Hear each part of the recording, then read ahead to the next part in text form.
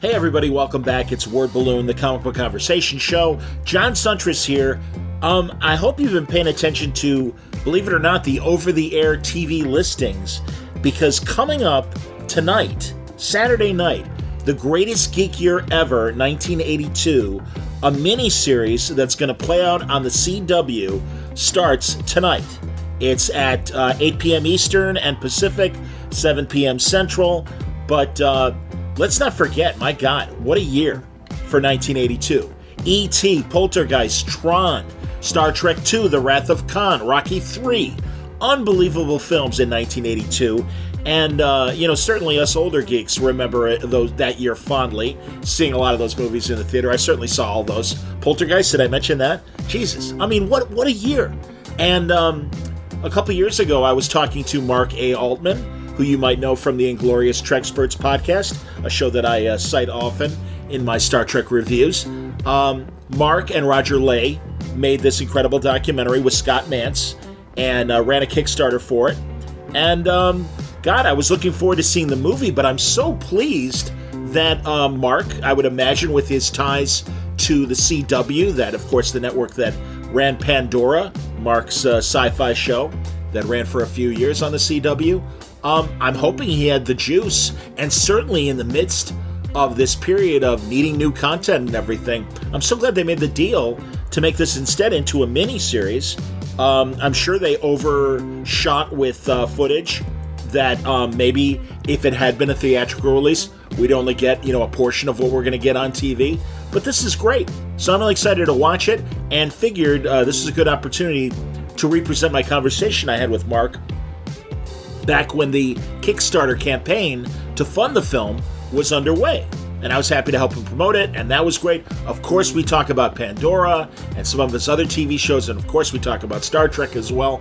But it was really a pleasure talking to him. And also, I think, kind of consistent to, as I still haven't seen Indiana Jones. I gotta see it. I know. Believe me.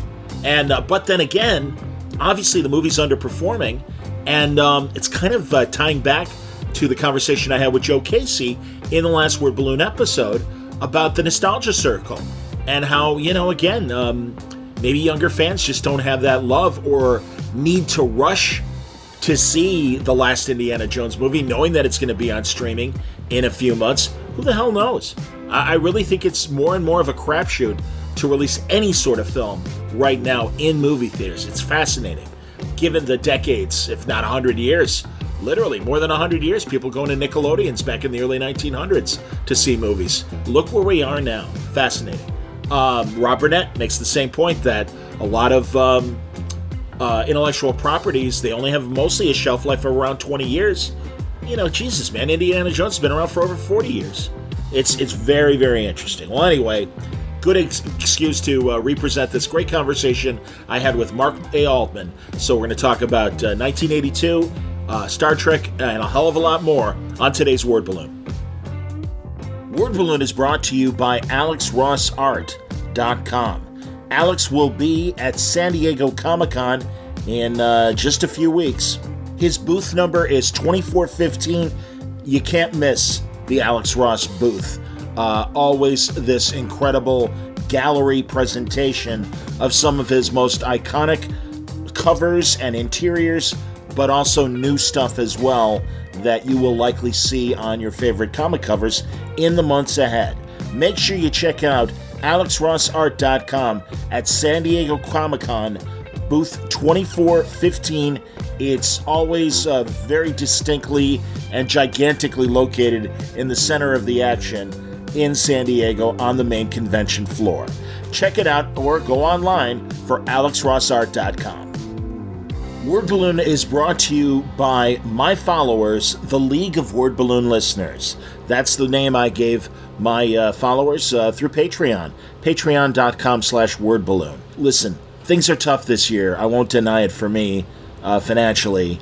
If you've ever considered supporting Word Balloon, I could really use your help. So if you think Word Balloon is worth the price of a comic book, even $1 a month would be greatly appreciated.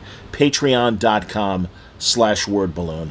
Thank you very much for your patronage and your attention the League of Word Balloon listeners. If you subscribe to Word Balloon, I will send you an email that will have a domino mask and cape and a nice League of Word Balloon listeners emblem that you've seen here on Word Balloon as well.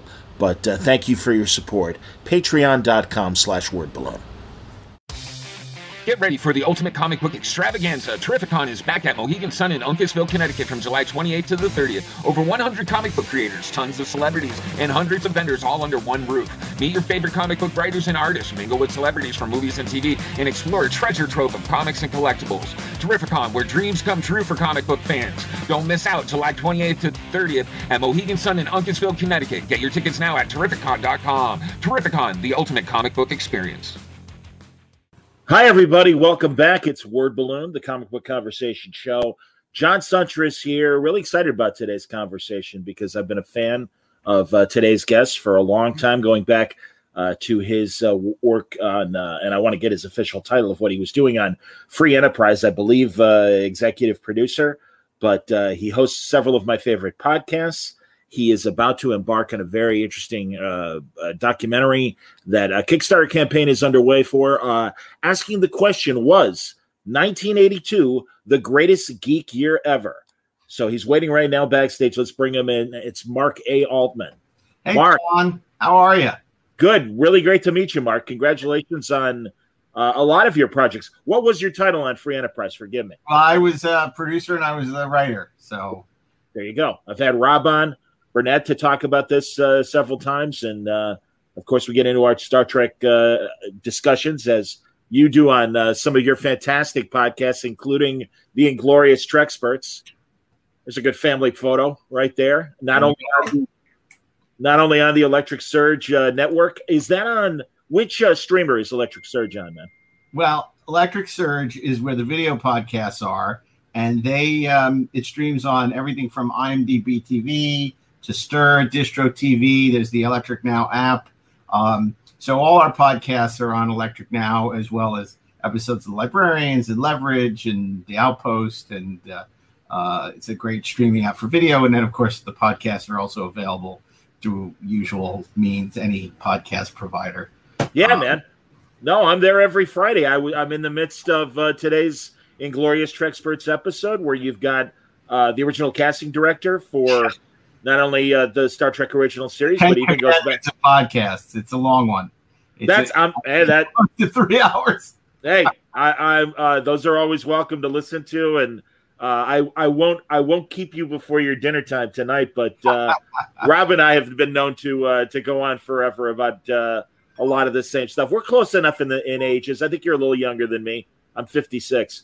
But I'm in my late 20s. So attaboy. There you go.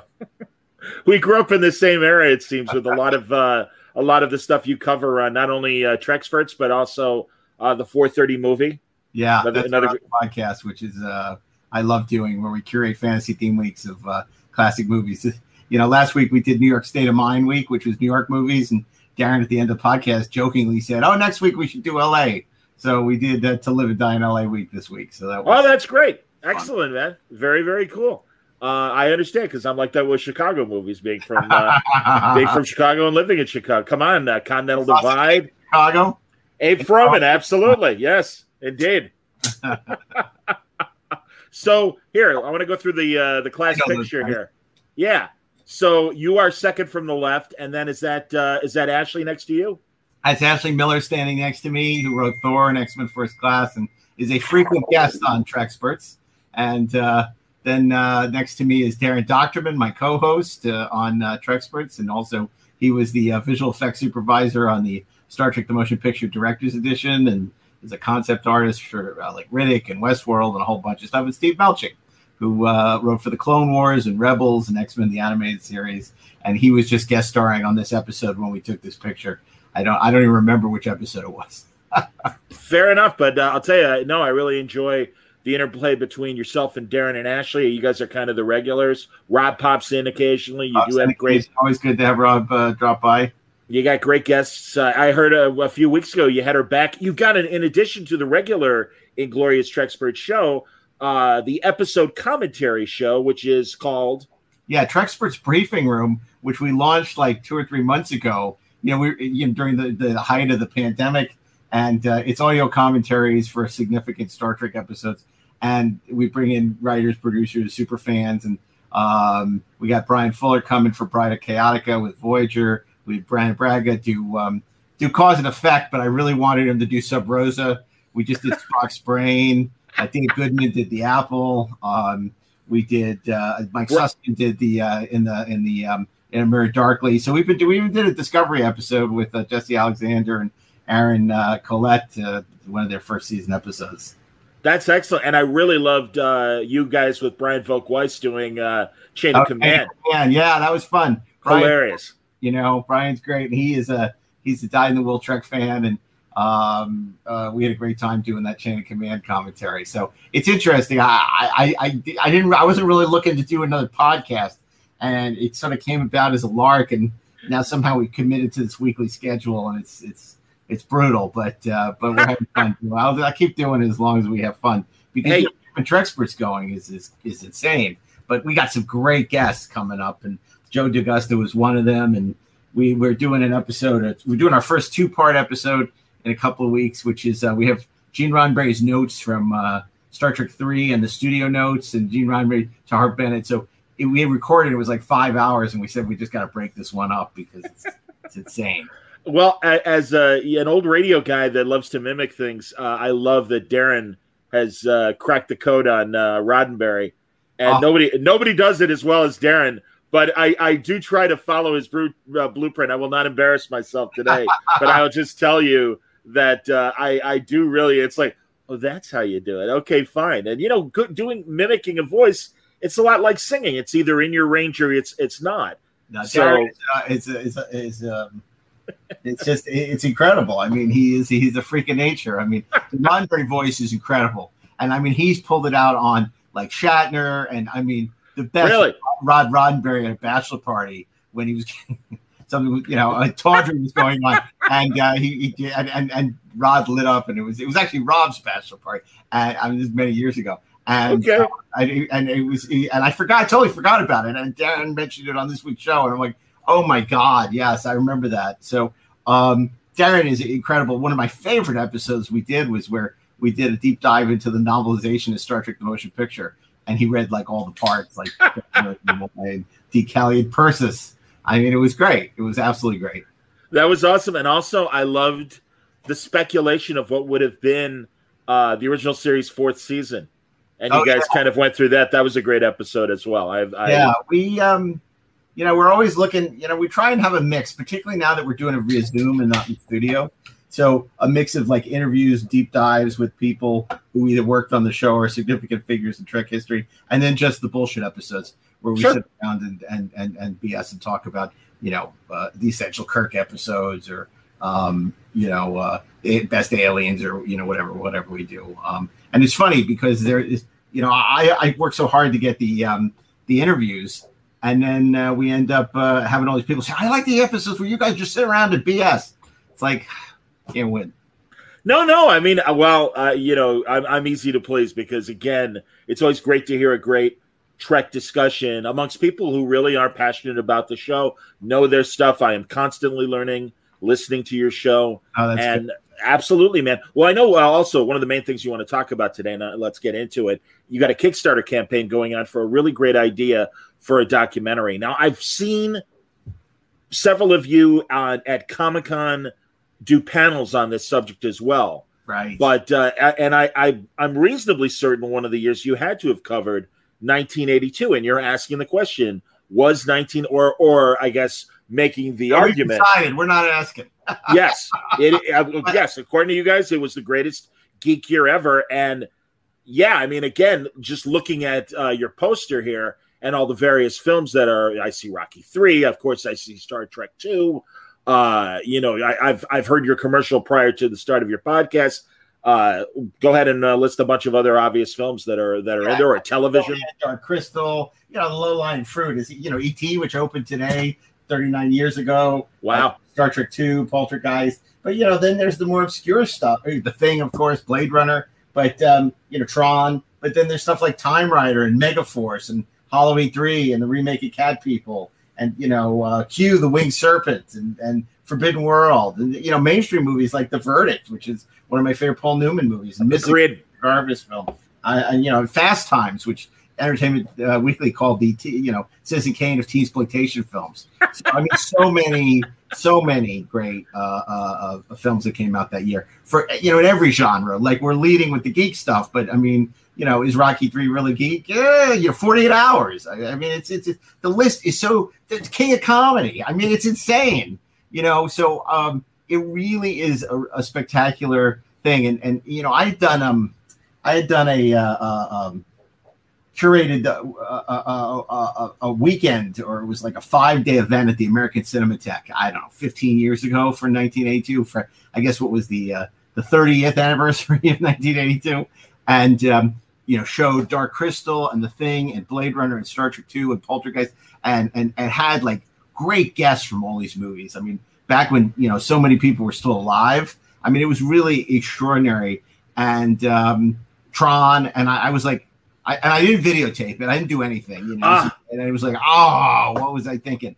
And it was extraordinary. And afterwards, even then, I'm like, oh, I wish I had that on tape. I mean, even had my phone out, it would have been nice. But it was extraordinary. And then we did our first panel devoted to the subject of Comic-Con, where we did the 1982 Greatest Geek Year Ever, and that was like standing room only, and people loved it. And every year we've done since then, 1983, 1984, 1985. And it's interesting because it's carried through all these years.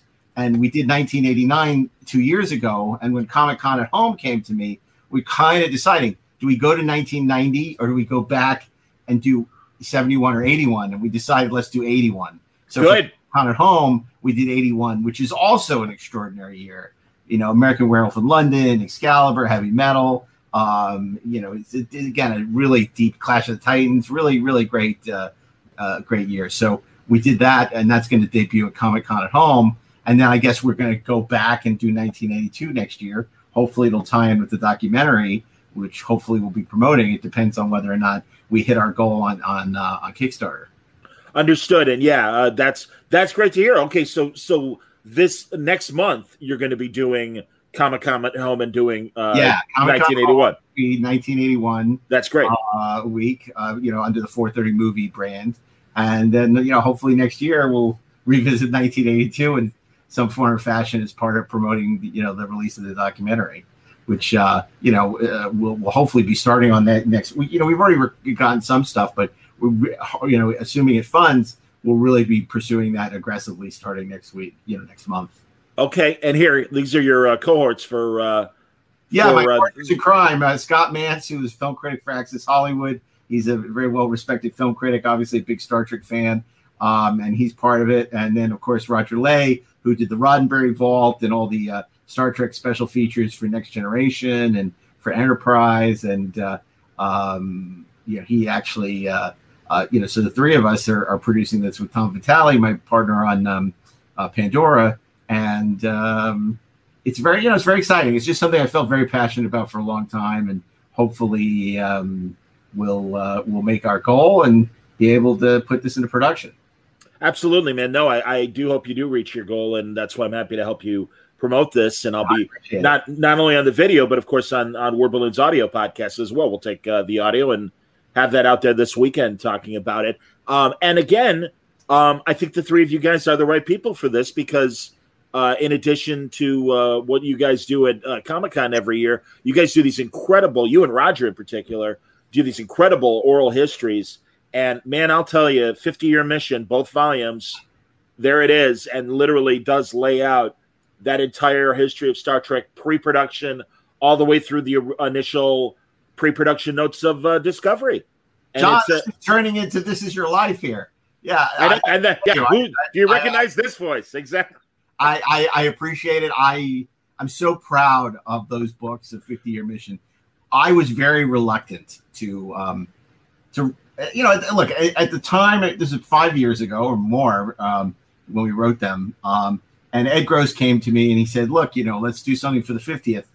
And, I really don't have a ton of time, and I'm producing a lot of TV and movies and stuff. So I kind of was like, no. And he kept asking me, and I kept saying no.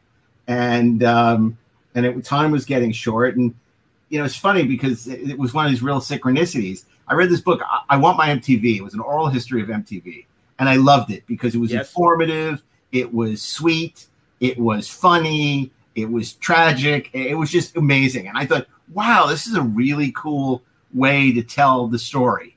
And I said, maybe we could do that with Star Trek. So I called up Ed and I said to Ed, I said, I have an idea. I'm not saying I'm going to do the book, but I'm saying that if we did it like it's an oral history and our agent can get a good enough deal, then I'd consider it. So, so he immediately went to our agent, and then she shopped it. She sold like in a day. And then I was stuck writing it. And then I said to Ed, which he agreed, was, look, Ed, if we do this, it got to be the best book ever written on Star Trek. I don't want to write the third best book on Star Trek, it got to be great. And so what happened? Nice. There you go. Did you turn that on, or did I do that? I think you just did that, but that's fantastic. Let's hear. And now a break from Asia. Here's Heat of the Moment, everybody. 1982. Oh my God! I accidentally hit. That was not intentional. I'm just an idiot. So that was great. It's so funny. And it was short enough that you don't have to clear it. So exactly. So I said, got to be the best book ever written about Star Trek. Which is hard. There are a lot of really great books written about Star Trek, and we wrote it, and it was a monster. A monster because it was supposed to be one book. And we called up the editor and we said, we have good news and bad news. Good news is we're done. The bad news is it's too long. We think it should be 2 books. And he said, I'll be the judge of that. He was very, very wary of this. And he read it. And that Monday, we got an email. All it said is it's 2 books. So that was wonderful. And then it came out and the response was incredible.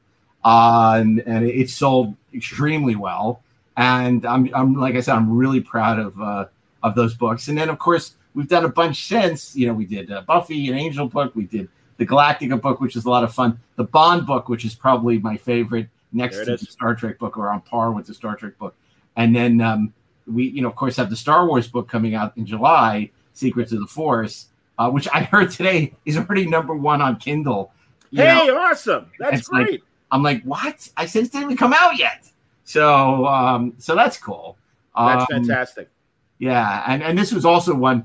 This is one we also are like, well, it really should be 2 books. And they're like, no, we want the whole selling point is the entire Star Wars saga in 1 book, so it got to be 1 book. I'm like, okay. So, but I think it turned out really well. But yeah, so it's been crazy. I sound Michael Corleone. I keep trying to get out, but they keep pulling me back in. Anyway, but the Star Trek book was just an extraordinary experience, and we really got a lot of people. Right as sadly, a lot of people were passing away. We like to joke we were like the angels of death. We would interview somebody, and then shortly thereafter they would pass away, or they pass. It was really challenging, but sure. But it's 50 years. It's 50 years when we so right. But I just think it it's an adult book about Star Trek. I said it's candid without being gossipy. Okay. And I think it's very fair. I think the oral history is great because it's like Rashomon. We as the authors don't have to say this is the way it happened. You can hear 3 different people telling 3 different stories, and the reader get to decide which is true. Who knows? I do. You don't have to be the referee. So I love that about oral histories. Hey man, honestly, you've in an inadvertent way inspired me to do a Chicago retrospective and do an oral history. I'm going to do it as a podcast. I'm a lazy writer, Mark. I'm really good at doing this. I've done radio broadcasting for over 30 years and done a lot of interviews, and I'm very comfortable doing audio. But then actually write, it's kind of like Hitchcock. Now I got to make the thing. Right. It's in my. I have already storyboarded it out. And I actually got to make the thing, and it's like, oh. So I can definitely relate. But this Secrets of the Force comes out in July, right? This comes out in July. It comes out early next month. That's great. So it's a big summer because we have obviously the Kickstarter going on, the book coming out. I'm going to be with Darren. I'm going to my first Star Trek convention in years. We're going to be at the 55 55-year mission in Vegas, the big Vegas convention, which I haven't been to in probably 10 years. But they were very adamant. Gary really wanted me to come, and Darren was going, and he really wanted me to come. And I'm like, you know what? I especially since there's no San Diego Comic-Con this year, and I'm vaccinated and things, Sure. I'm like, sure, I'll go this year. So, so I'm going to go to Vegas in August for the big Star Trek convention. So it'll be interesting. That's great, man. No, I hear you. I'm my first Comic-Con is back. It's going to start in August at Terrificon in Connecticut. Oh yeah, Mitchell Halleck. Mitch Halleck, but he, by the way, he says hello. He remembers fondly being at one of the in New York for the Prince Junket for your series Femme Fatales. And I think he was at the junket on either for Agent X or for. He might have been. I think he might have been there for Pandora, if I remember last time. Okay, that's cool. Yeah, hey man, honestly, I keep meaning, is Agent X streaming anywhere? By the way, yeah, I think it's on Hulu. Okay, I keep meaning to readdress that show because I remember that Pandora. You've had 2 seasons. Yep. And there's the cast right there. Do we know? I mean, what's happening? Is there going to be a? We haven't made an official announcement. All I can say is just good news forthcoming. Fantastic, wonderful. I can't say much more about the 3rd season. Regarding season 3, we will be announcing some news soon. But there are just certain details that need to be ironed out before we can officially announce it. But I'm excited because obviously 3rd season for Next Generation was where it really hit its stride, and I'm very proud of the work we did the first 2 seasons. With very little money, and I think with the 3rd season, it's we can do some incredible stuff. And the first season, it was really, 2nd season, we produced the height of COVID, so it was very challenging. And it'd be nice to go back to actually having big extra scenes and not testing every couple of days for COVID. And it takes a big chunk of the budget too. 20% goes to COVID mitigation. So that was rough, especially for a show that already has a pretty small budget. So and you shoot in Bulgaria, and I'm always fascinated by shooting in places like Bulgaria. Moving forward, have they been deemed safe? Are they is it? Yeah, I mean, Europe is now. Europe was way ahead of us. Like when we were shooting, it was much safer to be in Sofia than it was to be in LA. Okay, that's changed a little bit now because obviously LA is one of the safer cities on earth right now in terms of COVID. Yeah. But I will say that I think by the time we're shooting, say theoretically we're shooting in fall, say that maybe let's just pretend, and that I think it'll be fine, and. It's a really interesting place. I've had a really great experience shooting there.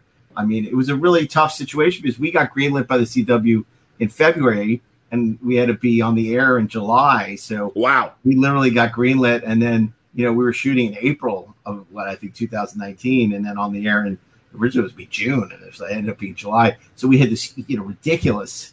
So the amount of time we had to build sets that first season and get up and running and cast, and it was crazy. So I feel like, 2nd season, it was a little better in terms of us having more time and more planning, and 3rd season even more so. So it's exciting.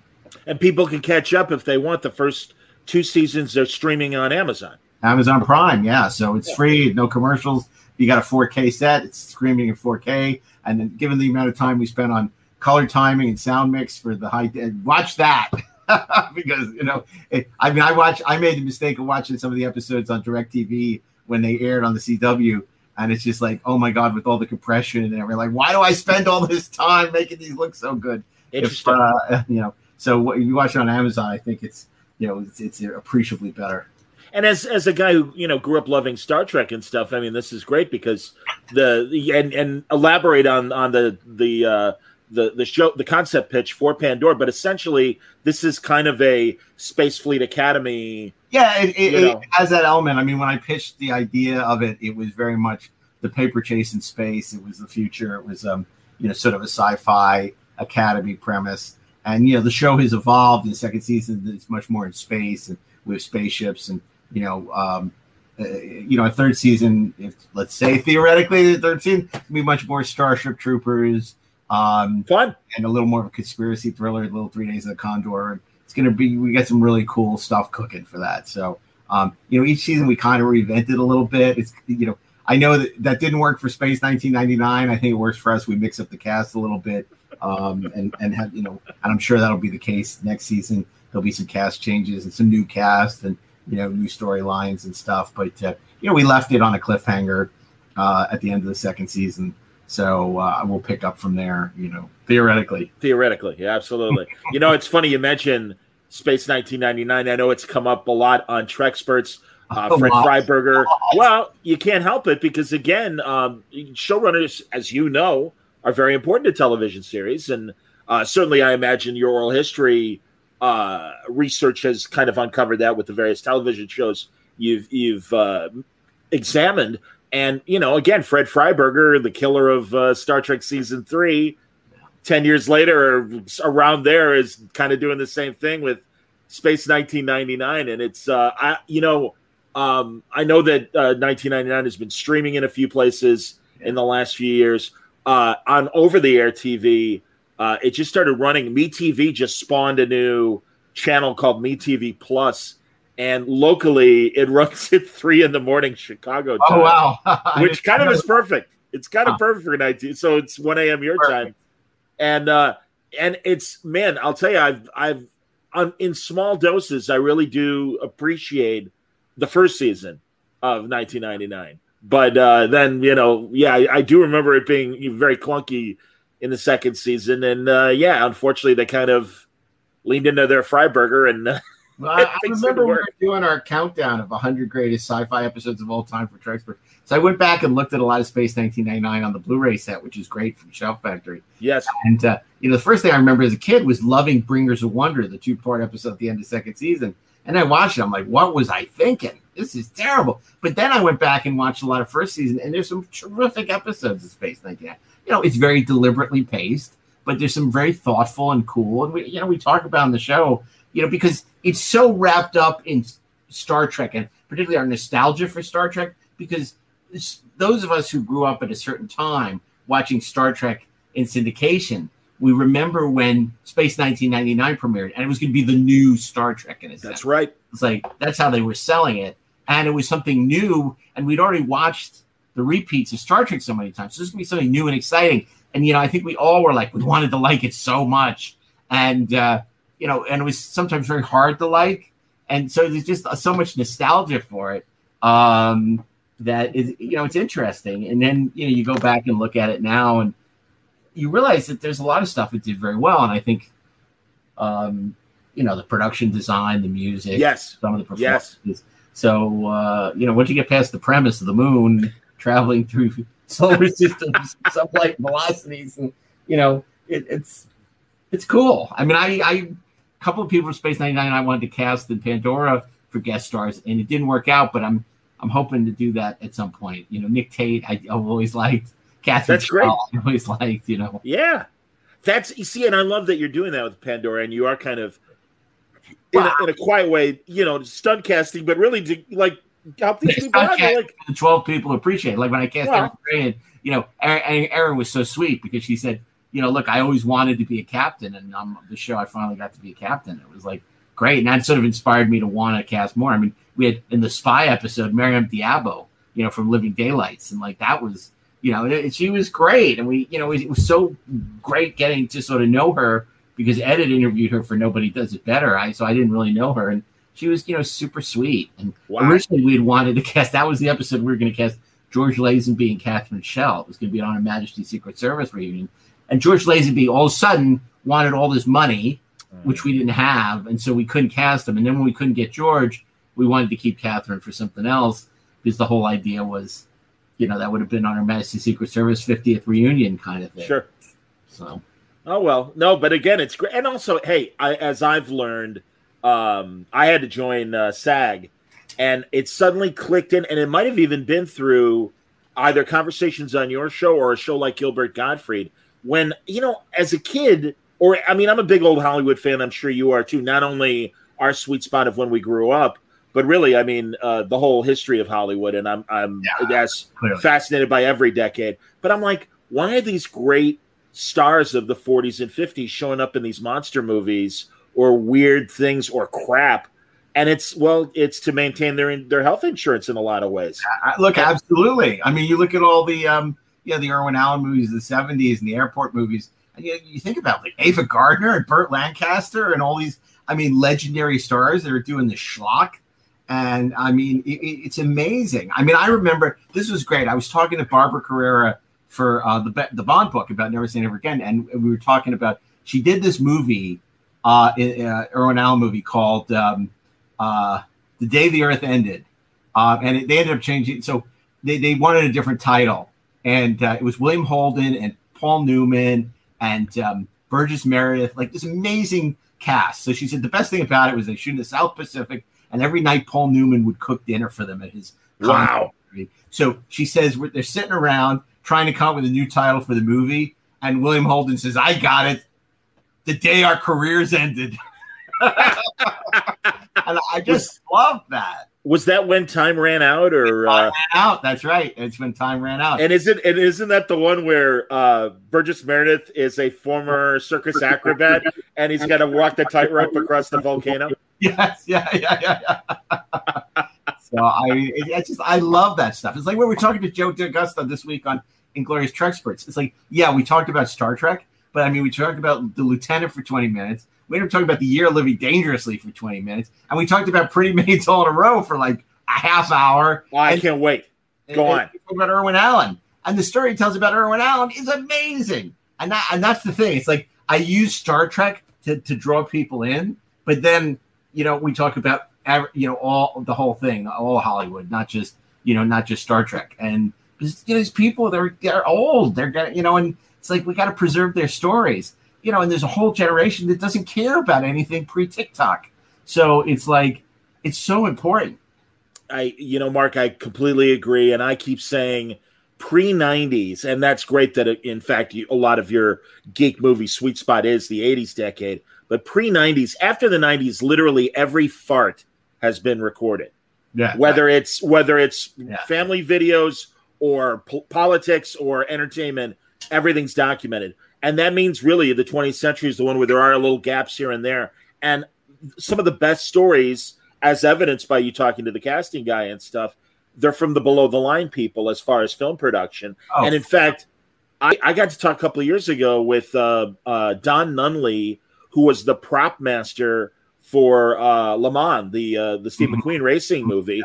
And then he also did a handful of other movies and a ton of the Westerns from the early 60s. And just like you said, our introduction was talking about the McQueen movie. But I'm like, you did Bridge over Remagen, this David Walper film from the late 60s with George Segal and Robert Vaughn, and a classic kind of World War II 60s soldier movie that was shot in Czechoslovakia during the revolution in Czechoslovakia when the Soviets came in, and Dudek, the prime minister, was kind of beaten down and forced out because he was getting a little too Western for the Soviet taste and getting a little free with freedoms for its citizens. Yeah, the whole Prague Spring, yeah.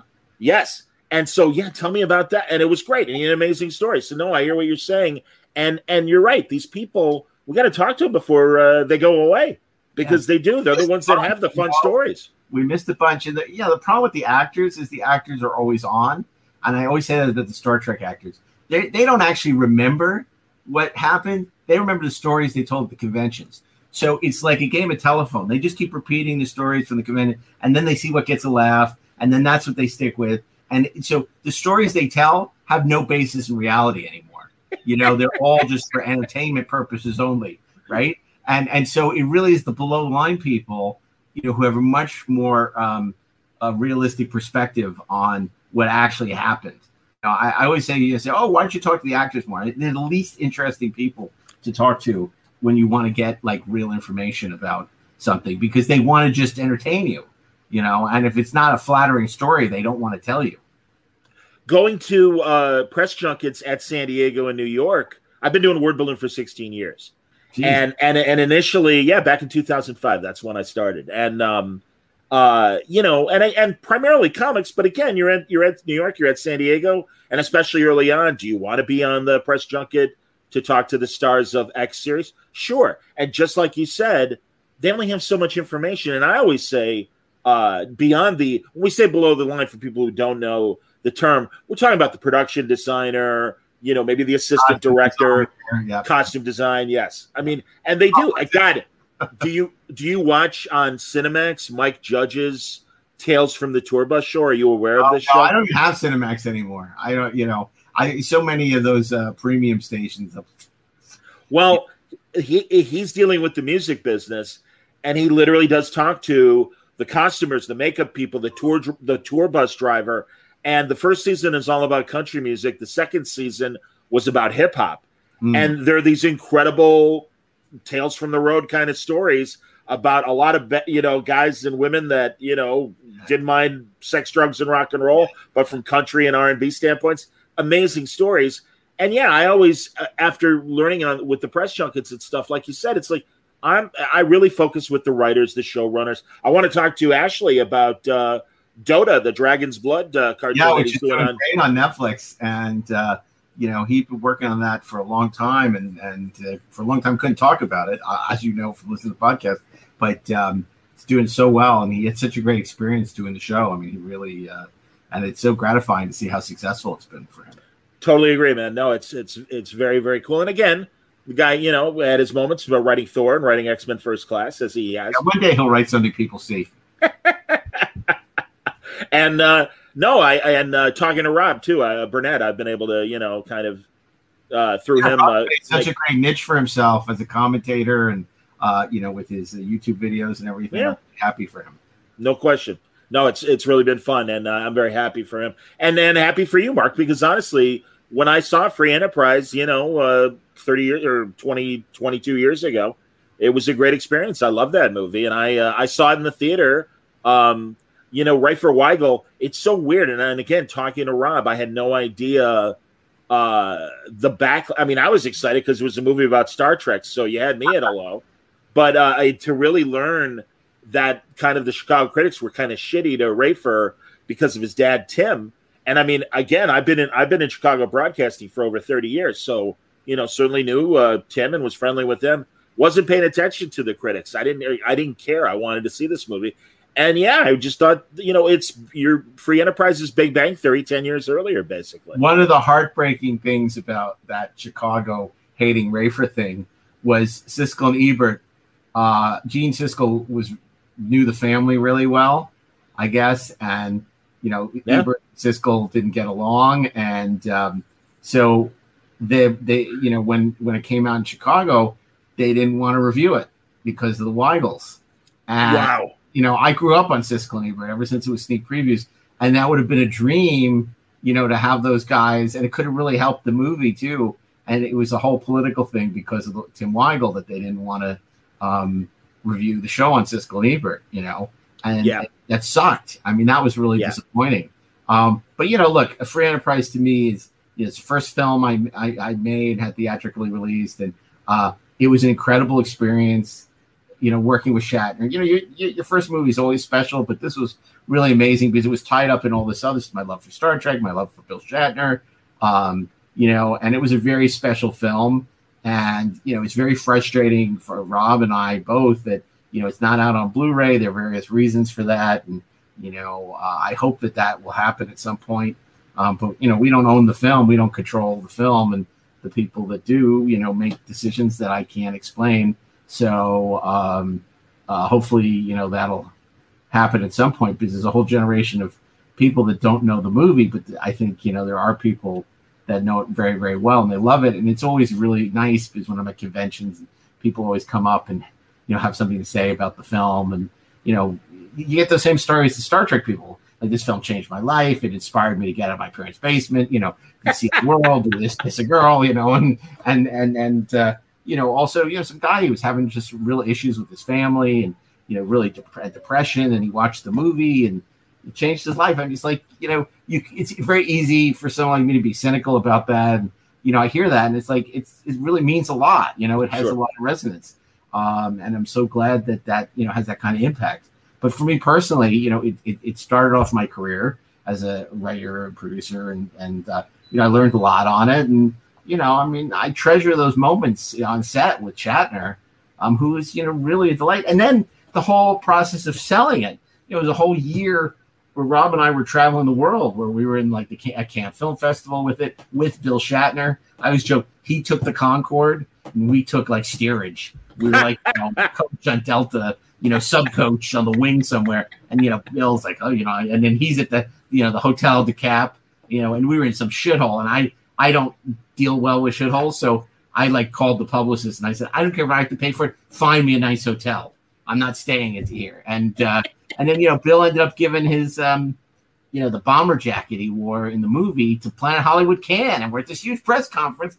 It's amazing. I mean, it was remarkable. And I always tell this story, but it blows my mind. The distributor did a party for along with the people doing Festival of Cannes, which starred Maximilian Schell. So Shatner shows up at the party. Maximilian Schell, they haven't seen each other since they made Judgment in Nuremberg. This is a party for our movie, and they're reunited. And Rob and I are laughing because, of course, to us, it was Captain Kirk meets Dr. Hans Reinhardt of the Cygnus from the Black Hole. So we just thought it was the coolest thing ever.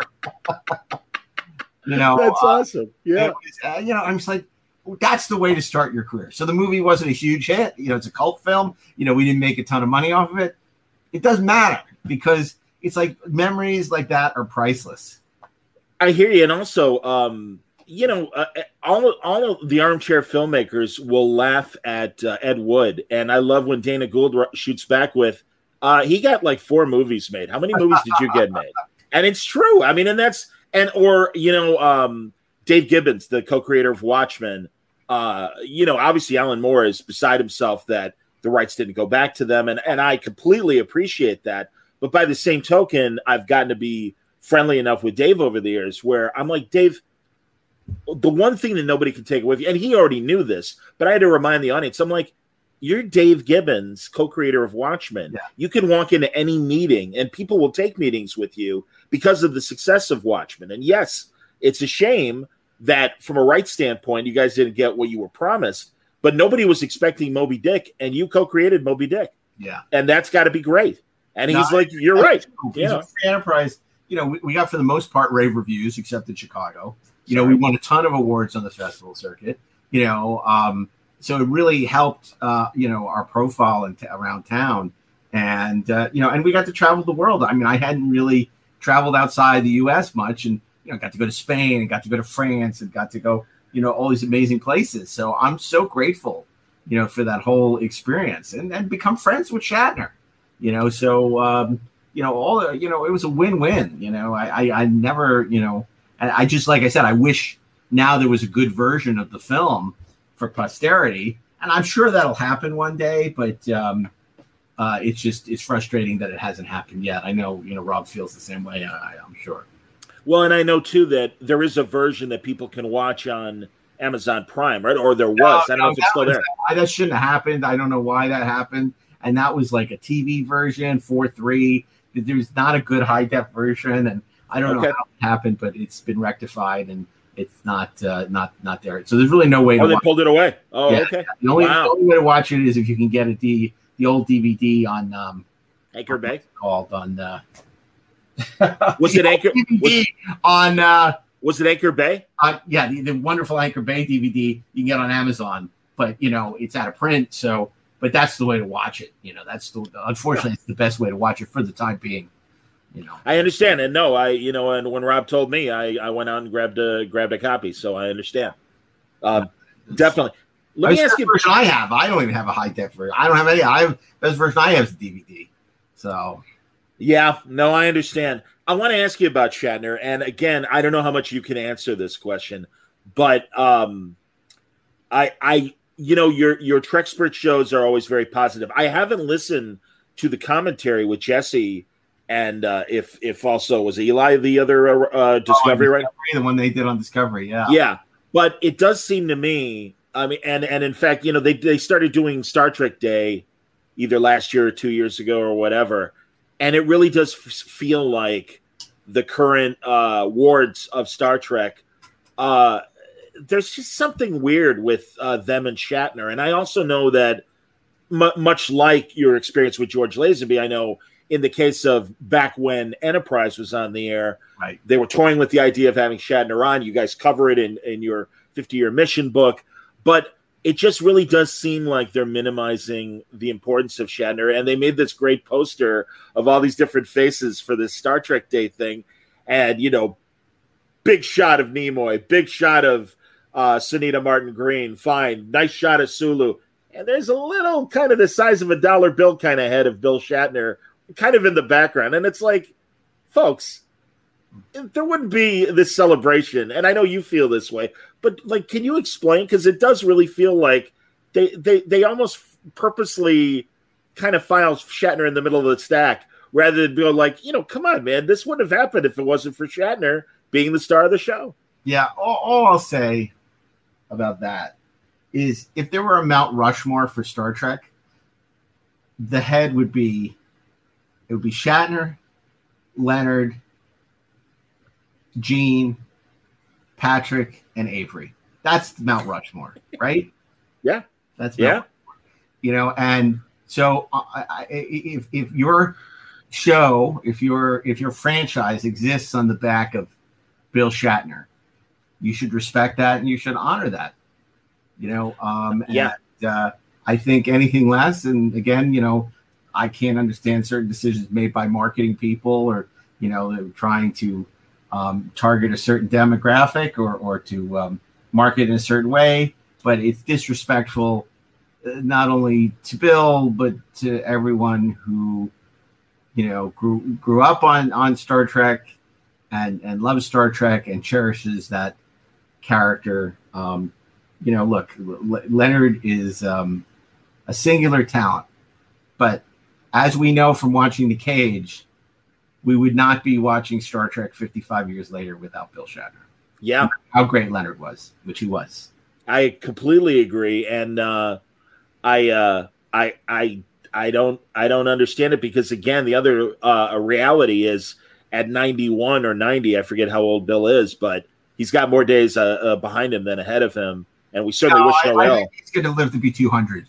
I would love the guy. He looks 50. I know. No, goddamn, you're right, man. I mean, literally, for the 50th anniversary at Comic-Con, when they had that exclusive press panel, I'm assuming you were there, probably, but they had, this was when Fuller was still attached to Discovery, and they had this great all-star panel of it was Shatner, and it was Scott Bakula and Mike Dorn and Brent Spiner and Jerry Ryan. It was terrific. And I mean, you're right. I mean, the guy is just ridiculously spry for 90 and so alert. And he's got a reason to get up in the morning. And I say that to my friends who have older parents and relatives and stuff. And it's like, as long as I got something to do, that's going to keep him sharp. And here he is, forward, never backwards. He's always involved, whatever the new hot thing is, new technology, always working, always traveling. He's an extraordinary guy, and the success of that character is in large part due to what he brought to it. People talk about, how big the performance is. I like to think of it as operatic. He is, he's just a really extraordinary guy and brought so much to that character, just in terms of, being a leader you want to follow, commanding the respect of his crew, and being, a captain with a green girl on every planet, as we say. He's remarkable, and I don't think even he understands the appeal of Star Trek or that character. But I think it befuddles him. But that's okay. He doesn't need to. Are there when you're done, and obviously you finished the Star Wars oral history book? Are there other TV shows or movie franchises you'd like to? Well, I guess it's been announced, so I don't have to be circumspect about it. The next book we're doing is sort of a history of the action movie spotlighting John Wick. It's really a John Wick gun fu kind of, but it goes to deep dive into the new age of action. So it's a little different. But the difference with this book is every book we pitched, our editor came to us and asked if we were interested. And I'm a fan, and Ed's a fan, and we decided to do it, and it's actually turning out quite well. I mean, the manuscript's due in August, and we're almost done, and got great interviews and great stories, and I'm actually really much more excited about that book than I thought I would be. Would you ever want to turn the audios into an audio product? The audio interviews you might. Well, I mean, they do the Audible does the audio podcast, so that's pretty much. Is it audiobooks? So, but are the, like, for instance, in the 50-year mission, I'm assuming that's just narrating the book, or are there inserts of the people you're talking to? No, it's all narrated. It's all narrated. That's what I thought. Yeah. Well, and that's why I wonder if, and again, radio guys, so I'm always thinking about, those interviews and stuff must be amazing. And would you ever want to do?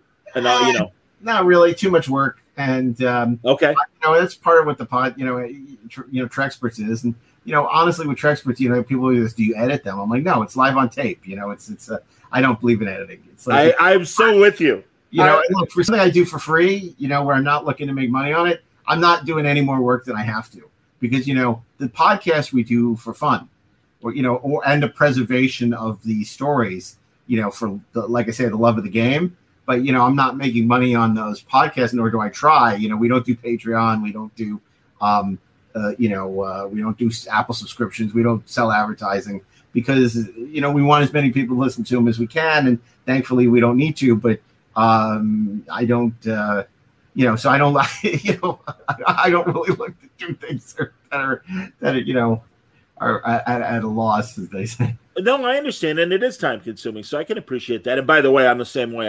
And especially coming from broadcast radio, I let people swear. I don't mind if it sounds messy. Yeah. I didn't mind that heat of the moment play for a second, just when we were talking. I mean, that's fun. I think that's fun, and it's all right. No, I think I like the down and dirtiness of it all. And if somebody's like, "Oh, I messed that up. Can I say that again?" I don't care. It's like, yeah. I like live on tape because to me it's kind of like a talk show. 100%. No, exactly. It is a talk show. It's a good panel. You guys do a great panel show. And I've had Brian Weiss on my show a few times to talk about Toys That Made Us and Toy Store Near You. And I'm always happy to talk to him. And then, of course, the PR people have him stacked with a bunch of other interviews because I'm like, I really want to talk Star Trek with you at some point. He's like, "Oh yeah, man, we will. It's cool." And he's incredibly kind, and I'm always glad that he comes back. Huge Star Trek geek. In fact, so he's doing the Center Seat for History Channel, which comes out this fall, which I'm somewhat involved with. Great, a consultant giving them advice. I have, I'm not really involved with the day to day, and I did a lot of commentary for them. But I think it's gonna be great. I mean, I know they talk to a lot of people, and it's gonna be multi-part. Deep dive into Star Trek, so I'm excited to see it. Like I said, Brian is a super fan, so it should be really good. I know that this is something he's been wanting to do for a long time. I also like the pacing of his documentaries and television shows, and especially like just Toys That Made Us. It's hilarious to watch. Yeah, because it comes from passion. It's not like somebody said, "Oh, what can we cash in on? Oh, toys are hot. Let's do that." No, he is like a huge toy collector and loves toys. And basically, because of his success, managing and all these comedy shows and selling all these comedy shows and managing all these giant comedians, he's able to force people to take shit that they wouldn't take otherwise. So like that is something where like I want to do a toy show and nobody wants to do it. And then he sells it to them and it's a tremendous success. It's like, oh, see, so. Well, and others have tried to do toy shows. You had things, and again, no disrespect to Toy Hunter and things like that, but like Brian, like manages to convey the fun without making fun of it or coming off. And again, I don't know, man. I mean, you and I are obviously nerds, and we love this shit, so it doesn't feel geeky to me. And also, to me, I worked at the CBS news station in Chicago for several years, and in recent years. And it was so great just in the newsroom, literally producers and writers going, "Hey, you're into that nerd shit. Have you seen the Toys That Made Us? That's a fucking hilarious show." And I'm like, "Yeah, it is." And then the movies that made us dragged them in even more. And it's like, they're funny. They're really, and they're interesting, and they get these interesting stories. God, who knew the toy business was as cutthroat as it is and as it's exploited in the Toys That Made Us? Barbie episode, it's like, wow. Who knew? That's really underserved. There hasn't been these great deep dives into the toy world, and so it's great that he's doing that. And exploring that in a way that people haven't in the past. Yeah, I agree, man. And again, like you said, his comedy side as well. I especially during COVID, I'm like, God, how are you making specials? When nobody's performing stand up and stuff, and also him getting control of the Bill Hicks material, right? And again, we're the same age or close enough that goddamn. I mean, I love Bill Hicks, and when I heard about that and saw the documentaries he made, I'm like, this is fantastic stuff. So yeah, there's a lot of reasons to talk to Brian, and I'm really glad that he found his way onto Trexperts. There's when we're done recording, I'll give you a recommendation if you don't know somebody. I'll wait till we're off the air though. I don't want to obligate you.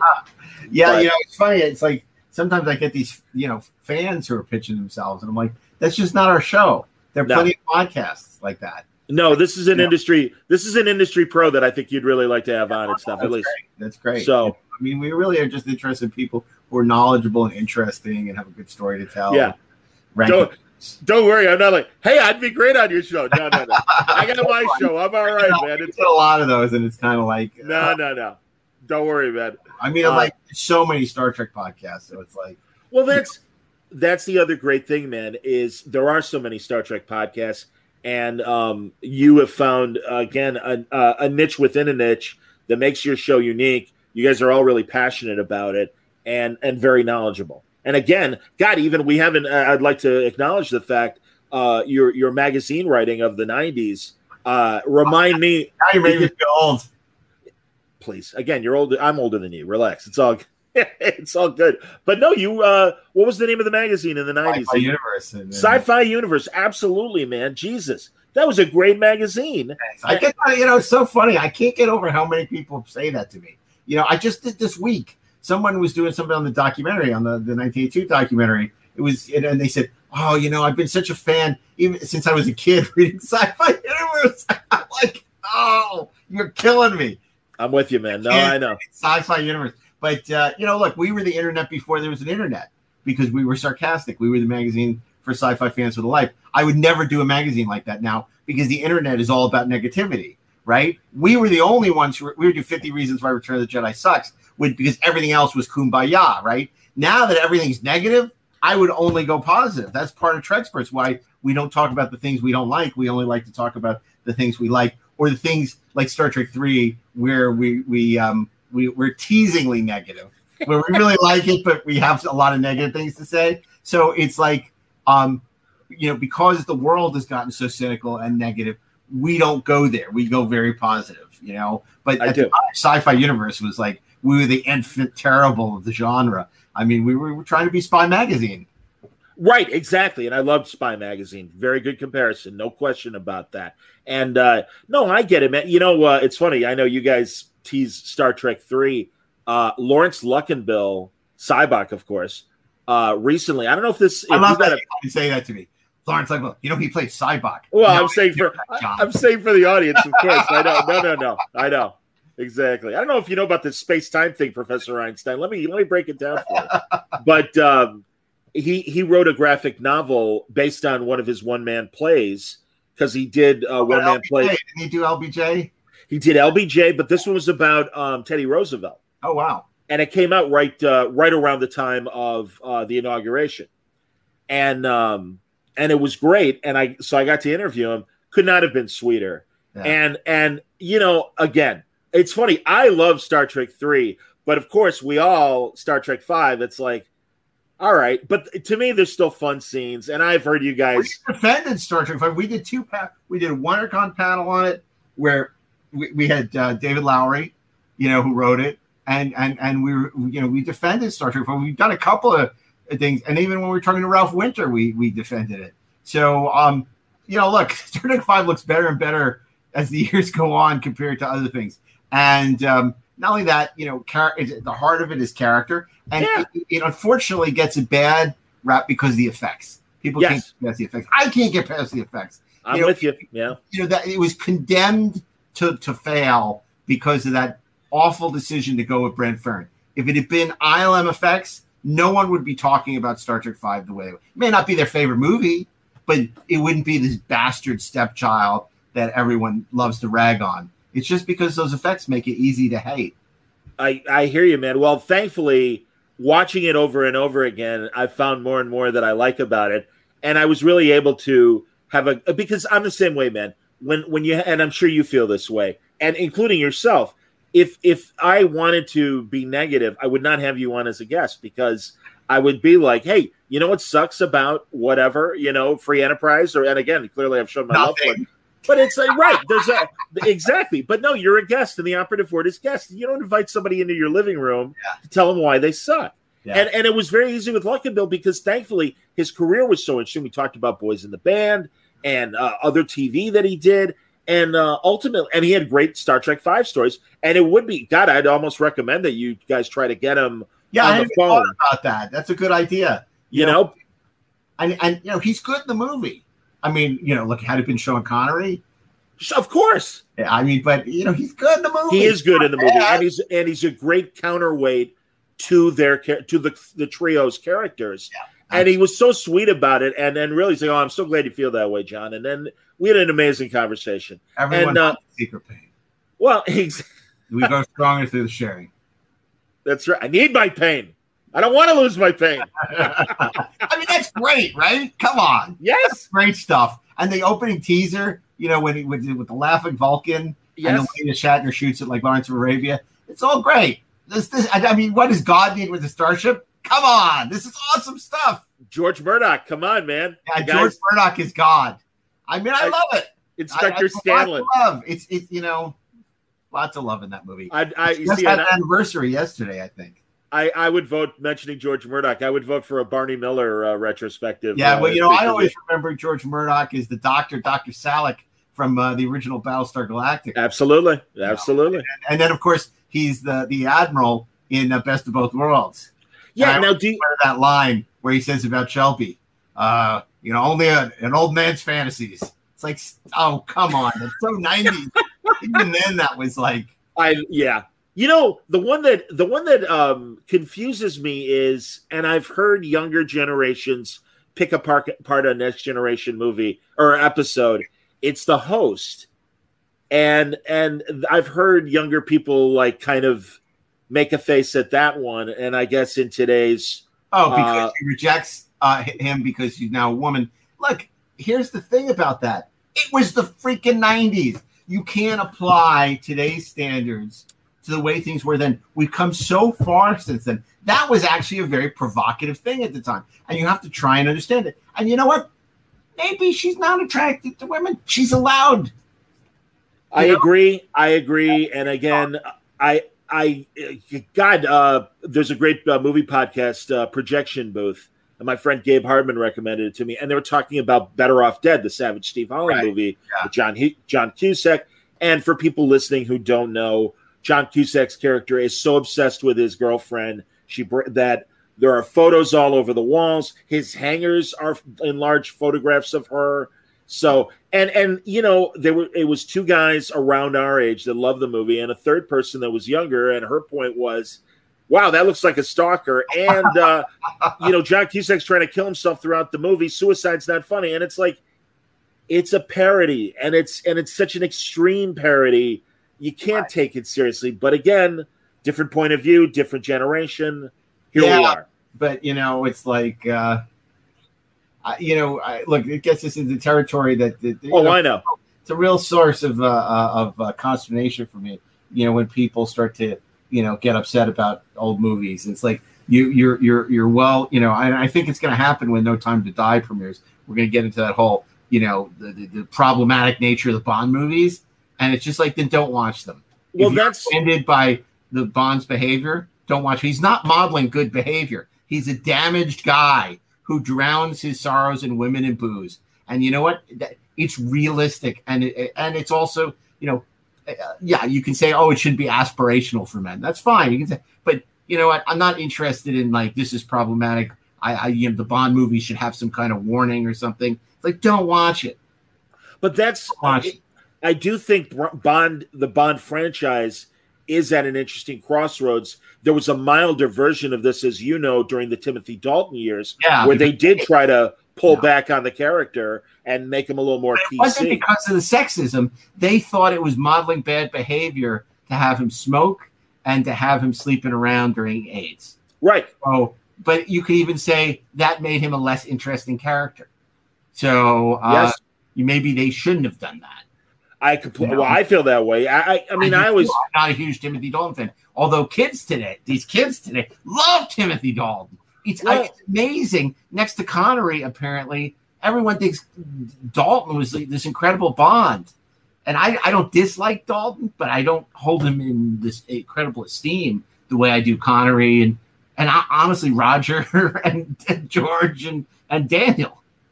I always say I'm like Father Flanagan when it comes to James Bond. There's no such thing as a bad James Bond. Yeah, it's the movies. Did the movies serve the character or not? And I feel that way about Dalton. I do see the appeal of Dalton, but unfortunately, he was underserved by two not that great movies. Yeah, absolutely. So hey, third movie. Yep, Warren Drummond says hello. Storyboard artist. I see that. I know Warren. Warren's a great guy. He's super talented. Amazing storyboard artist. Yep, longtime friend and longtime viewer and listener. So that's great. I'm glad he's here. Chris Conley says if Scott Mance is in this movie, he'll be watching. Is he? Oh, he's in 1982. Well, he's a producer on it, and he'll be in it. So you should go to Kickstarter, 1982 Greatest Geek Year Ever, and check out because there's some amazing rewards, and you'll make Scott very happy.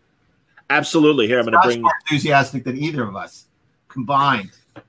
I mean, I love having Scott on Inglorious Trexperts and making fun of his enthusiasm, because, when he goes off on Star Trek 2009 or Metamorphosis, it's like, you could power a wind farm off of his energy. I mean, hydroelectric power.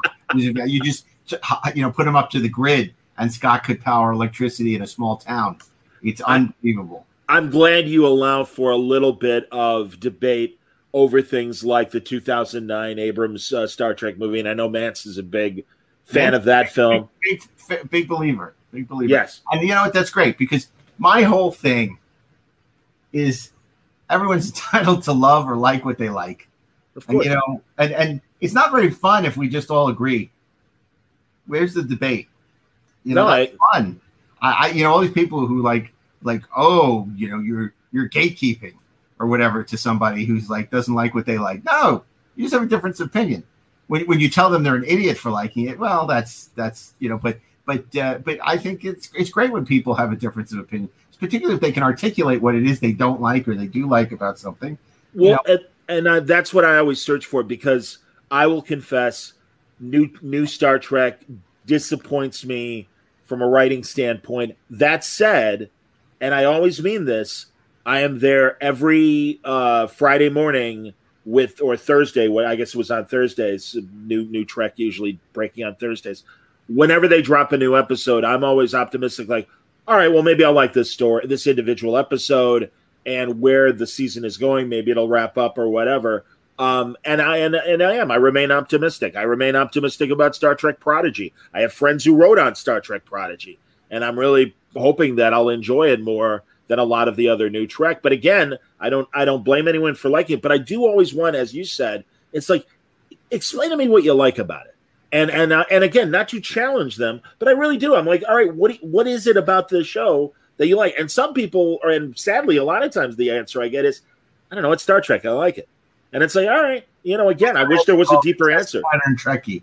It was this Star Trek they loved. I'll tell you, it's interesting. Voyager was a show that I didn't particularly like at the time, and I was very dismissive of it. And that was a show, and I talked about this when I was doing my research for the 50-year mission, where I was talking to a lot of women of a certain age that grew up with Voyager. And I guess I was lost on me how meaningful that show was to them, seeing a woman as captain. Sure. And how much that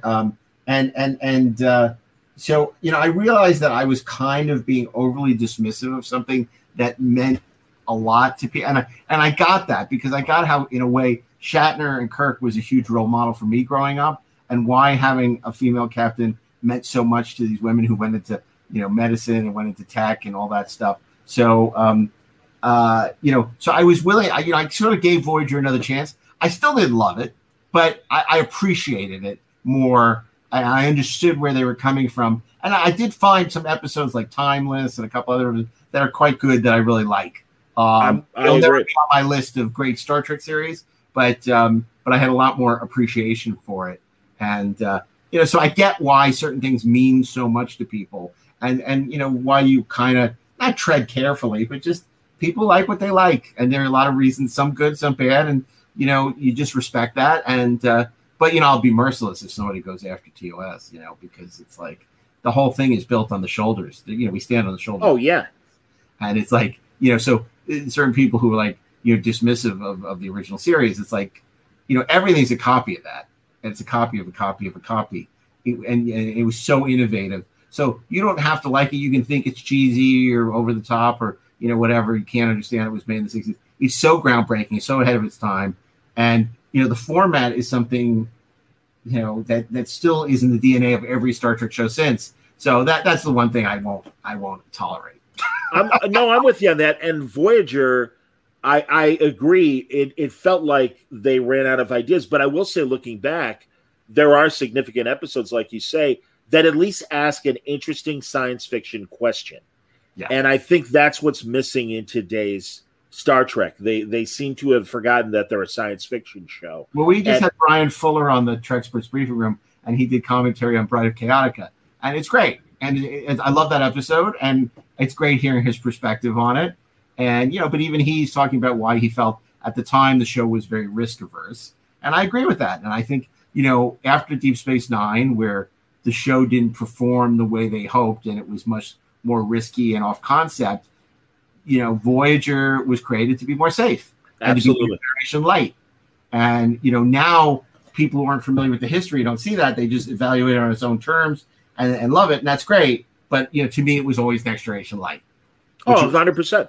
And again, sadly, even more so in Enterprise, and even more heartbreaking when you hear what Braga and Rick Berman wanted to do with Enterprise and start the first year totally earthbound. On Earth, right. Yeah, which would have been a lot more interesting and exciting to do in the same ways that Deep Space Nine was interesting. The problem of Star Trek in that era was it was so ratings driven, and the bar was so high from the success of the Next Generation that they were always chasing that, and they were never going to be able to recapture that because of just the way it was distributed, the fact that they were on these these low rated networks. Yeah, UPN, yeah. And so it was never going to happen. And as a result, there was just a risk averseness that really damaged it because they were, they weren't willing to take risks and try something new and really stay within this paradigm. And so, which isn't to say there aren't wonderful episodes of Enterprise. There are. And, it's really hard to do 26 episode seasons. Really hard. And it's amazing that there were as many good episodes as there were. Warren says, I once told producer-writer Matt Nix to watch original Trek when he prepped The Gifted, as it had a perfect set of unique characters and conflicts in relationships. Sure. Yeah, absolutely. The original Star Trek is the template for character. That original Troika, and everyone, it's been said a million times. It's the id, the superego, and the ego. The three. Yeah. And it's brilliant. It's absolutely brilliant. No, I'm with you, man. Real fast as we wrap up, comic book fan, what did you read if you were? Well, I was a huge comic book fan in the late 70s and early 80s. And, so I was mostly a Marvel person, but I read a lot of Batman because I just love Batman. And, I was the kind of guy who would buy a bunch of stuff like when Elektra died, because I figured when I sold them, they put me through college, but then I would buy stuff like Rom the Space Knight and Micronauts, which I just love. Sure. And was worth nothing. And of course the Star Trek comics and the Battlestar Galactica. I was a sucker for all those movie things. Like Beyond the Black Hole, the Charleston comic. And that yeah, I love that stuff. Movies that never had sequels and all that shit. Because it was the Logan's Run comic that Marvel did. The 2001 comic. It's like, come on. Oh yeah. So, yeah. But I loved all that, and Planet of the Apes and so I kind of at a point it was getting too expensive. Like right when I went to college, it was getting too expensive for me to keep up with my habit. Yes. My addiction. So I sort of went cold turkey on comics for a while. But whenever something significant came out, like Killing Joke or Dark Knight or Watchmen, I would buy those. So I was aware of what was happening in the zeitgeist. Sure. But I didn't keep really collecting. I'm so glad you had the Tiptons on Trek Spurts. Oh, they're great. Yeah, because man, I'll tell you, that is the one thing is licensed comics, whatever the subject, they get real fans to write this stuff now. Unlike Charlton in the 70s when, they might have been on model with their Hanna-Barbera comic books, but the stories just weren't that fun. Well, you look, one of my favorite experiences of, was when I was doing the Deep Space Nine comic. Was, I did a bunch of those for Malibu. I didn't know that. That's great, man. Oh yeah, I did. It was back when I was a journalist. I was interviewing the guys in Malibu, and they said, "Well, you're so well versed in Star Trek. Would you be interested in, doing comics?" And I said, "Yeah, you ever written a comic?" They said, "It's not hard. We'll give you a script." And if and I wrote. It was a similar thing. My first Deep Space Nine, I think it was Deep Space Nine 8, and it was too long. And I said, "This really needs to be 2 parts." And they said, "Well, I don't know." And then they read it and they said, "Yeah, okay, we'll make it 2 parts." Oh, that's great. It's sort of a thinly veiled Ian Frank story. And then I did Deep Space Nine Zero, which was Terok Nor, which is one of my favorite things I ever did. It was basically the Fountainhead in space. And not a non-Rand fan, but it was great. And then I did a miniseries for them called Hearts and Minds, and a sequel to that, Lightstorm. And then I did the McKee, and I was supposed to write the Voyager comic, but then they got sold to Marvel. And then DC hired me to do classic Star Trek, which was really exciting. And the first time I got a check from DC, which that alone was like really, because I remember going on school trips in like middle school to DC and just seeing how cool it was. And because I remember the thing I remember most about that school trip was going to the gift shop and buying the Superman 2 album on vinyl, which had the hologram of the Superman logo. And so the fact that I was now getting a check from DC was very exciting to me. So yeah, I had a great time doing comics. And I was really always surprised that IDW never came and asked me to do anything, because those were extremely well received and they were great comics, and I really enjoyed doing it. And that's something that pending availability and timing and everything, I'd love to do that again. That was really fun. Man, I bet IDW would love to have you do something. Eric Williams wants to know if you have heard any word or on a Blu-ray of the motion picture from Paramount anytime soon. Nice thing perhaps to promote Paramount Plus.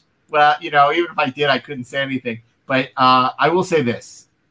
As Mr. Spock is fond of saying, there are always possibilities. I think the thing that's always kept it from happening has been cost. And the great thing is now the home video division doesn't have to carry the load because of Paramount Plus. And given how the Snyder Cut worked and created amount of attention all disproportionate to what it was, that Star Trek is in a similar position where they could throw a little bit of money and get a lot of love and a lot of attention, for doing something. So I suspect it will happen. I don't know when that timetable is, but I think it's inevitable. And I also think that, the home video division, one of their most successful, Star Trek has always been among their most successful titles, on home video. So the only way you can sell them again is to remaster them in 4K. And I don't think you can put out a version of the motion picture without, putting the money into the director's edition. That said, I would hope and expect that any version of Star Trek the Motion Picture is like Blade Runner, when Blade Runner came out with the theatrical version, the work print version, the final version. I would want Star Trek the theatrical, the ABC cut, and the director's. Yes. I'm not interested in just one version of it. I love the director's edition, but I also want the version that I grew up with, and I also the ABC because it has a bunch of crazy scenes that aren't in any other version. What was it with ABC, man? They did it, as you know, they did it with Superman, the Donner first Superman movie as well, and also Star Trek 2. We did 2 episodes of Treksperts on this because it was so interesting when we talked about the TV cuts, because that started in the 70s with stuff like King Kong, because they needed to cut 2 nights. Right. So they had to add a bunch of footage. So, Chow Factory just put out King Kong on Blu-ray with the NBC cut. Star Trek also put in a bunch of extra footage, and they didn't even really promote it. And Star Trek fans would have been like, wow, new footage. And that was partially, Gene wanting to restore some of the footage. And then you have obviously the Superman cut. I was so happy a couple of years ago, Warner Archives put out the ABC cut of Superman, because all I had was a VHS tape that I off ABC many, many years ago. But yeah, I'm fascinated by TV cuts of movies. And we did 2 episodes on of that phenomena on Trexperts, and one of the most fun episodes we've done with Eddie Egan, who was a publicist for Paramount at the time. And we also talked about a lot of the lost scenes, like Kant's Baby. Have you gone into, on the 430 movie, have you gone into those great 70s movie of the weeks that ABC was making? Because I saw Leonard Goldberg, I forget his last name. Sorry, I don't mean to be rude. But what is it? Leonard Goldberg? Is that his name? Yeah, he was the ABC executive. Documentaries. Yeah, and he's on those. I mean, I'm sure you guys pour through those Television Academy oral histories that they've shot that are sitting on their website. Some of those are really good, and some of them are not. Sure. Depending on who the interviewer is. But that era of the 70s, it really, I mean, they, Duel, the $6 Million Man first 3 movies, the Night Stalker movies, all those things were made. I mean, and I know there were backdoor pilots in some cases. Duel wasn't. But there really were a lot of interesting movies of the week. And I don't know if... The Night Stalker, obviously. Sure. Horror movies, a lot of great horror movies. And then a lot of great miniseries. I mean, I'm a huge fan of The Winds of War. I mean, yes. He talked about that as much, but for sure. Shogun, from NBC. It's great. A lot of them. Yeah, but I was just wondering if you guys, in that 430 movie construct... No, we haven't really done that, although we've talked about it. We really stick to movies, but we've been talking about maybe doing a TV movie week. There's this one that I love, like I used to do Columbo, called Murder by Natural Causes. But I have to see it again. To talk about it with any degree of expertise. But then we talked about, Lathe of Heaven on Trexperts, which is an amazing PBS MOW. Fantastic. I love that movie. Also hard to get a hold of these days. Yes. DVD as well, never put out on Blu-ray. And it's one of the great adaptations of a sci-fi novel ever. I have talked about that with Burnett. I completely agree. And again, remember seeing it on over-the-air TV. My favorite that I pointed out to Brad Meltzer is a big Houdini guy. Yeah. And, that's funny. Of course, when mentioning Lathe of Heaven, Bruce Davidson, you're damn right, Warren. So that's awesome. But I was talking to Brad, and Brad had an episode of his Decoded show on Houdini. And I'm like, have you ever seen this movie of the week from the 70s where Paul Michael Glaser plays Houdini? Sally Struthers was Bess Houdini. And the narrator of the film was Bess. No, but it should have been. But in classic, what the hell are they doing with this casting, TV fashion, Vivian Vance as Bess. Oh, my God. It's on YouTube.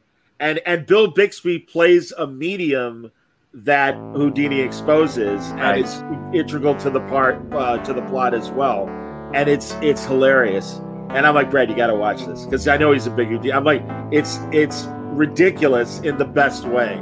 And 2 days later, he texts me. He's like, "I'm pounding the floor, laughing at something."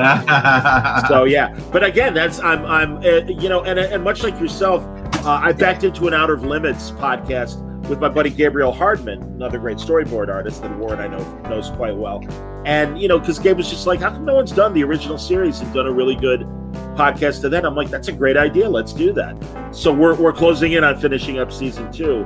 Great. And we've been discussing what we might do next, because again, there's a million Star Treks, there's a million Columbo podcasts. It's like, what's TJ Hooker? Is there a TJ Hooker podcast? There should be. That's fantastic. Oh my God. Well, anyway, Mark, you've been very generous with your time. I don't want to keep you. Well, John, thanks so much for having me on the show. This is my God. It was my pleasure. Truly, I hope you'll come back. The Kickstarter, again, here's the poster for what the ambition is for the guys. 1982, greatest geek year ever. It's not a question mark. There's an explanation. And a ton of great rewards and opportunities to, great posters and exclusive artwork and chances to talk to us and join the podcast, all kinds of fun stuff. So, yeah, I think out on Kickstarter. Really, if you're an aspiring creator, there are some great opportunities, I guess, to kind of maybe talk story pitching or something. Am I wrong? Or not so much story pitching, but career advice, things like that. So okay, a lot of opportunities, and hopefully, But the best thing to me is like the chance to see this movie come to fruition, because I think it'll be pretty special. Absolutely, and then in just a couple of weeks, it'll be Secrets of the Force. Looking forward to that, and it's possible Pandora might be coming back for a third season. Nope. My lips are sealed. We're not sure. But no, Mark, honestly, really appreciate your time tonight. Thank you very much. I hope you'll come back. I'd love to talk to you more about this. It'd be fun. This was a lot of fun, John. There you go, Mark A. Altman. You can catch out Inglorious Trexperts and the Inglorious Trexperts Briefing Room, wherever podcasts are, and the Electric Surge Television Network, as Mark said, available on a lot of digital platforms. Don't forget, 1982, the greatest geek year ever, and a whole lot more. Those fine oral histories available at Amazon if you look up his name, Mark A. Altman, on Star Trek, Buffy, Battlestar Galactica, James Bond, and now coming up in just a couple weeks, the Star Wars one. So pretty neat stuff from Mark A. Altman. Until next time, thanks for listening. Word Balloon is a copyright feature of Shaky Productions, copyright 2021. Stay safe, stay happy, stay healthy, get vaccinated.